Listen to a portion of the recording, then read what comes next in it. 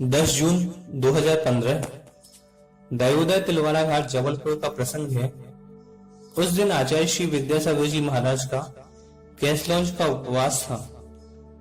शाम की सामायिक के बाद ब्रह्मचारी भाइयों को वैयावृत्ति का अवसर प्राप्त हुआ। आचार्य महाराज प्रायः कर रात्रि में 10-11 बजे तक लेट जाते और 2-2:30 बजे तक उठ जाते हैं।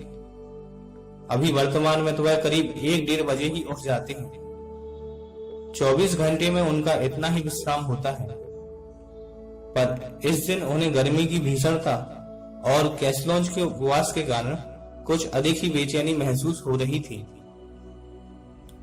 वह रात्रि 11 बजे तक बैठे रहे, फिर लेट गए, पर नींद का नाम ही नहीं था।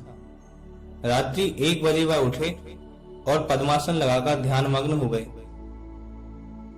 शारीरिक बेचैनी इतनी थी कि नींद नहीं आ रही थी और ध्यान की साधना इतनी कि वह पल भर में अचल हो ध्यान मग्न हो गए।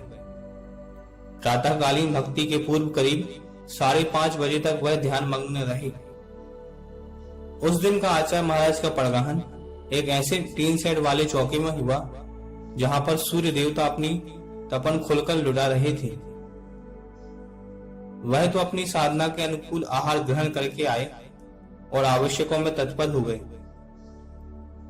जिन ब्रह्मचारी भाइयों ने उनकी रात्रिकालीन बेचैनी देखी थी, उन्होंने दोपहर की सामायिक के बाद आकर आचार्य महाराज से कहा, आचार्य श्री जी, हम लोग तो आज प्रार्थना कर रहे थे कि आपका पड़गाहन पास वाले पग के बने कमरे में हो जाए तो ठीक रहेगा। वहां आपको ठंडक मिलती, पर आपका पड़गाहन तो उस टीन सेट में हुआ जहां पर सूर्य देवता उतरकर स्वयं आपकी प्रतीक्षा कर रहे थे।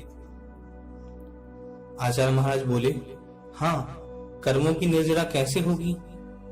फिर थोड़ी सी मुस्कुराते हुए बोले, हाँ, मन में तो पहले यही चाहा था, फिर वृत्ति परिसंख्यान के समय मन में आया, वन में जाकर तप नहीं कर पा रहा तो।